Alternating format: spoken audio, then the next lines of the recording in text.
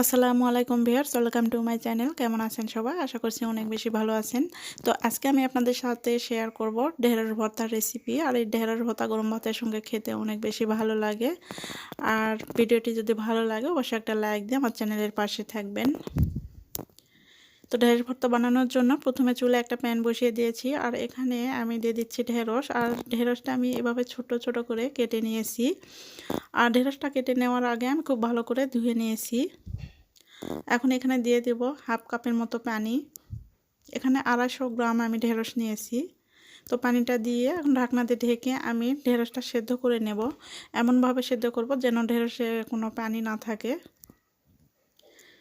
তো ঢেঁড়সটা কিন্তু সেদ্ধ হয়ে গেছে, আর একটু পানি আছে, এই পানিটা একটু নেড়ে চেড়ে শুকিয়ে নিতে হবে। তো ঢেঁড়সটা আমার হয়ে গেছে, নামিয়ে নিয়েছি।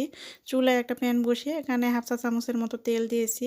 এখানে 4টা কাঁচামরিচ, কয়েকটা দিয়েছি রসুনের কোয়া, আর 8-10টা আমি শুকনো মরিচ দিয়েছি। এগুলো এখন ভেজে নিচ্ছি। তো কাঁচামরিচটা যেহেতু খুবই তাড়াতাড়ি সেদ্ধ হয়ে যায়, তো কাঁচামরিচটা কিন্তু আগে ভাজা হয়ে গেছে। এখন কাঁচামরিচটা আমি তুলে নিচ্ছি। তারপরে রসুন আর শুকনো মরিচ খুব ভালো করে ভেজে নেব।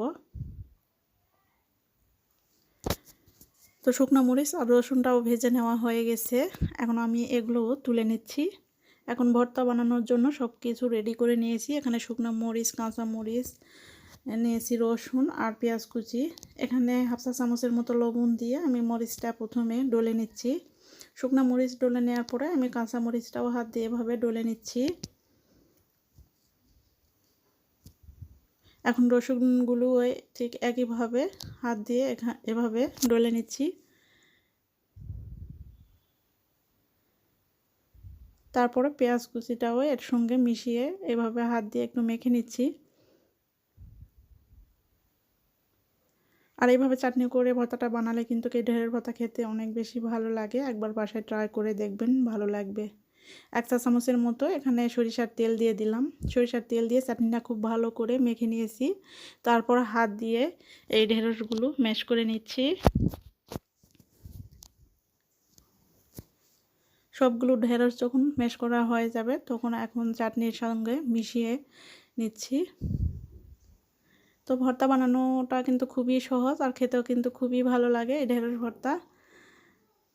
বাসায় একবার হলে ট্রাই করে দেখবেন, অনেক বেশি ভালো লাগবে। তো তৈরি হয়ে গেল ঢেঁড়স ভর্তা। আর ঢেঁড়স ভর্তা খেতেও কিন্তু দারুণ লাগে। তবে আপনাদের কাছে কেমন লেগেছে অবশ্যই কমেন্টস করে জানাবেন।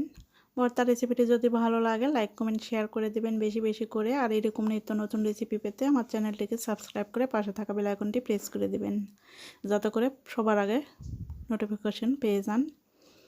তো আজকে এখানে বিদায় নিচ্ছি। সুস্থ থাকবেন, ভালো থাকবেন। আল্লাহ হাফেজ। আসসালামু আলাইকুম।